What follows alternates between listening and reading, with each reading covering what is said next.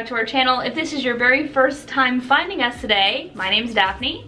I'm Bob. And Bob is finally joining me again for another review. We're so excited. It's been a while. So today we thought that we would finally share our review of the Saratoga Springs Resort, and we stayed there on our recent family trip together where all five of us went. So the topics that we're going to discuss in this review today will be the main building area, which is the Carriage House, the High Rock Springs pool, which is the pool that we used when we were there, the building section that we stayed in, as well as our room that we were in, and lastly, the transportation to and from the park. I do think that it's worth mentioning, first of all, that this is a DVC resort. Now, you can stay there even if you're not a DVC member, which we're not currently.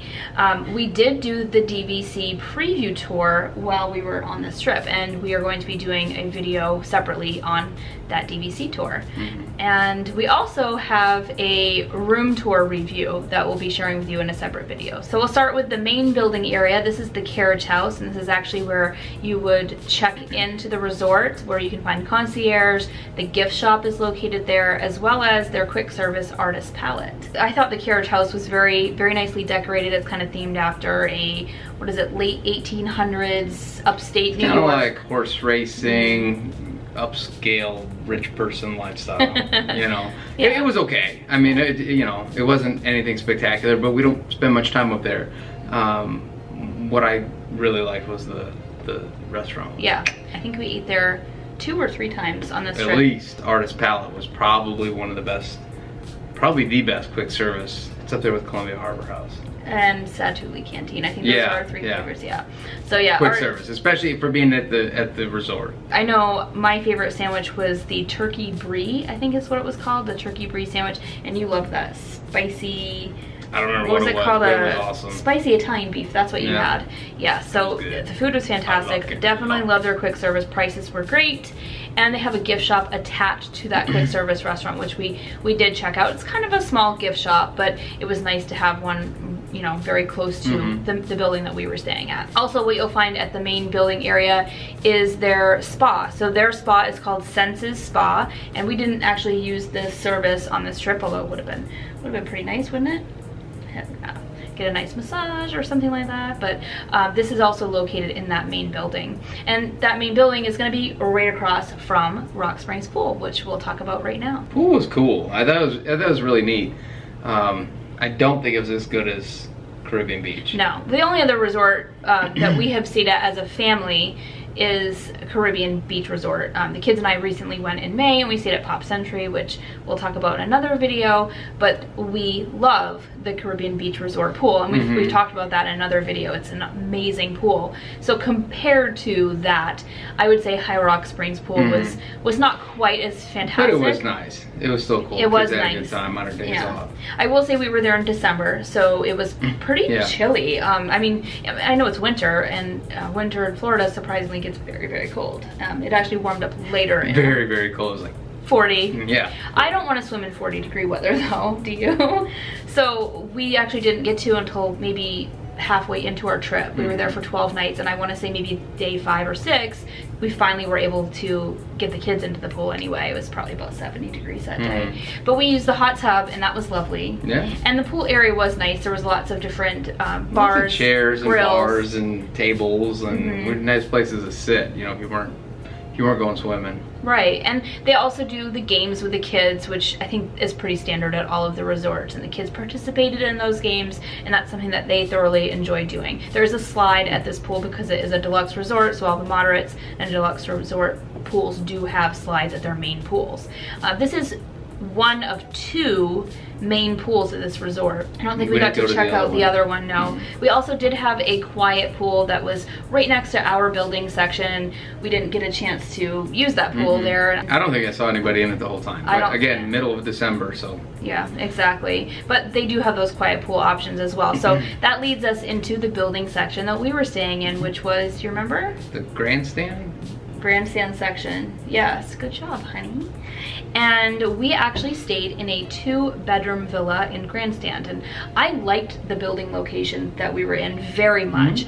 What I liked about it is that it was very close to the main building. I want to say maybe a 5-minute walk there, and it was kind of a peaceful walk. And it's a big resort, so I mean you can be a little ways away. Oh yeah, it is a gigantic resort. That is one thing to note about this resort, is that it is huge, and the building sections are quite large themselves, and then the way they're set up around the main building, you can have quite a long walk. So they do have an internal bus route that you can take to get around to the different sections. So I did like that about our section, is that we were right next to the main building, as I mentioned, but we were also the very first on the bus stop, which was quite lovely when you're waiting for the bus in the morning, because you're going to be getting on an empty bus. So, and something else that I think we realized, like at the end of the trip, is we were the first ones, and then we were also like a 3-minute walk to the last stop. You could, if you just missed the bus, you could probably walk to the last one and catch it on the other side. Yeah, I think it was called the Springs. So where our building was, we could actually walk up to the main building and then behind the pool area and get on the bus at the Springs, which and we didn't realize that. So yeah. FYI, if you're staying there, that would have been a time saver if you just missed the bus. Yeah, I think we were able to do that once or twice. We were able to run over there right at the end. Just missed the bus. Exactly. We always learn things at the end of the trip, unfortunately. The downside to the Grandstand section is I do believe that it is the farthest walk from Disney Springs, because you can walk from this resort to Disney Springs. There's a walking path. I did that one night. And yeah, it was a walk. And it's kind of confusing too. Yeah. From what I remember. You can also walk from that building section to the boat area, which is behind the main building, and then you can take that boat to Disney Springs. So that's actually the easiest way from that building section to get to Disney Springs. So we were able to do that. All right, our room. What did you think? I thought it was awesome. I mean, the room itself was huge. It was probably 1,000, 1,200 square feet. Yeah, I do think it was about 1,200, you're right. Yeah, 2 bedrooms, 2 full baths, full kitchen. I mean, it was... Yeah. The room was pretty awesome for, you know, for being at Disney with the accommodations that we had. I would say it was outdated, wouldn't you? Oh yeah. But it didn't bother us. We're not really that picky about that sort of thing, but... No, the biggest thing for us was the space. When you got 3 kids, to be able to put them over on the other end and just have your own space, or, you know, there's a living room where people can sit and watch TV, and if somebody else wants to take a nap or whatever, you can do that. It was nice to have the room. The general setup is you kind of have like 2 master suites on either end, and then you're going to have the kitchen and living area kind of nestled in the center of those 2 bedroom areas. There's a washer and dryer in the room, which we used several times while we were there. And it was a very quiet resort. That's the one thing that I really noted. But ours did back up to the golf course too, and that was kind of cool. You know, I mean, just being able to sit on the back patio and have coffee or whatever. Yeah. And I will also say that the villas there, the DVC villas, are very well stocked. I feel like we had everything that we needed, wouldn't you? Tea, coffee. I mean, they'd left a lot of stuff there. They left all of the teas and coffees and stuff, but you also have your pots, pans, all of your dishes, utensils. They left dish soap and laundry detergent and that sort of thing in the room as well. And they kept us very, very well supplied on shampoos, conditioners, body lotions, I noticed. More so than at the other resorts that we've stayed at, it seems like. And maybe that's because it was a deluxe accommodation, I'm not sure, but we had a ton. Let's move on to transportation. There are 2 different modes of transportation that you can take to and from Saratoga Springs Resort. The boats from Disney Springs, which we were able to do a couple of times. And that was really nice. It's a beautiful boat ride, very relaxing. And one night we had a nice driver. We were coming back from Port Orleans Riverside, and he was supposed to go all the way back to Disney Springs, and he dropped us right off at our resort. So that was really pleasant. Remember? That was nice, because they go right by anyway, and it wasn't scheduled. They were supposed to go back to Disney Springs, and were we the only ones on the boat? No, I don't think so. We weren't the only ones, but we were the only ones going to Saratoga Springs, and he still stopped for us anyway. Cool. So that was a really nice mode of transportation. That was the boats, but you also have the buses, of course, and this was kind of, I would say this was probably the most negative aspect of the resort for us, wouldn't you say? Oh yeah. Yeah. So mostly what it was is that we had much longer wait times for the buses than we were anticipating. Disney tells you that you want to allow about an hour and a half to get to and from your resort to the parks, or to transfer at Disney Springs to go to another resort for reservation, what have you. And I feel like we were always waiting much longer than that. And even when after we got on the bus, and it could have been partly due to the fact that we were the first stop on the bus, but it seemed like we were on the bus for a long time. Yeah. I don't know where it was, but we got off the bus at one point, still inside the resort, and called an Uber. By the time we waited for the bus, got on the bus, and went around the loop, it had been about 45 minutes since we got to the bus stop, and it was we hadn't even left the resort. Yeah. We had one other really bad experience, I would say, and then we'll move on from that topic. We were actually going to Animal Kingdom one morning for 8 a.m. extra magic hours, and the buses are supposed to be running early in the morning so that you can get to the park in time for a reservation or extra magic hours. And we got to the bus stop, I want to say around 6:45 in the morning.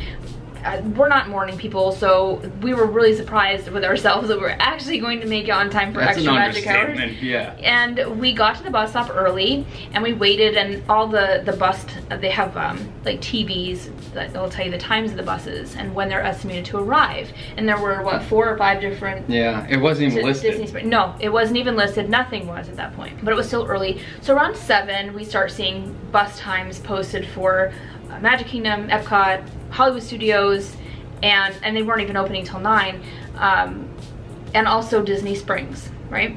Yeah, anything but Animal Kingdom. Nothing for Animal Kingdom. And we're like, okay, that's kind of strange. So I don't remember if I called at that point and asked or what, but it wasn't until about 7:15. Now, mind you, extra magic hours start at 8. 7:15, we've been standing there for half an hour. And they finally post a time for the Animal Kingdom bus, and it wasn't scheduled to arrive until 8:13 in the morning. 8:13. So we would have missed extra magic hours completely. We would have completely missed them. So, I mean, naturally I was pretty upset because we had gotten up so early specifically for this, and we called an Uber right away and got it. But those were kind of like the negative things that we had with staying at Saratoga Springs. Now that might not be it might have been something to do with the crowd. It could have been with the crowd levels for the time of year that we went. But yeah, but we just wanted to full disclosure, kind of explain our feelings on this resort. But however, I will say, if you have your own transportation, or if you are not going to the parks every single day, then also a lovely place to stay. Yeah, well, because you got the bus that goes right over, or the boat that goes right over to Disney Springs too, which was nice. You know, you're gonna hang out over there and shop and go to the restaurants and whatever. It was a really easy ride over there. So yeah, I mean, that stuff was great. We don't want to speak negatively about it. I know a lot of people love this resort. A lot of people are DVC members there, and it's their favorite resort. And I can see the appeal to it. It's very relaxing, it's quiet and everything. So, would we stay there again? Do we recommend this resort? I would stay there again. I think it would have to be a particular type of vacation, one where we're not worried about extra magic hours, where we're not going to the parks 9 out of 10 days or anything like that. But if I was have reservations to catch, that sort of thing. If I was gonna go down there to play golf and shop and maybe hit the parks in the afternoon, evening, really the space, the room, the quietness, the pool, the restaurant that was right there on site was awesome. So, you know, there were a lot of positives. I think the biggest thing would be what am I doing on this vacation? Right. Or do we have our vehicle? Because actually a lot of times we do drive. We did not have our car on this vacation, so that did make it we had fewer options because of that. We had to pay for Ubers more often. So that is our review and our thoughts on Saratoga Springs Resort. And if you've stayed there before, we'd love to hear what you thought about it. I'd like to know if anyone else has had trouble with the buses. I'd like to know, was that something with the resort, or is that just something that, hey, it was kind of a freak crowd that time and they just weren't ready for it? Yeah, so let us know. And also, I want to know if you've stayed at any of the Disney resorts before, which one is your favorite one? We'd love to hear it. And stay tuned for a DVC preview coming up really soon. All right, thank you guys so much for joining us again today. Watching. Thank you, Bob, for being able to do another video with your wifey. It was so nice. We'll see you real soon, guys. Bye. We're 20 minutes into this video. I thought we'd be done with this one. Never. It takes 20 minutes just to start the video.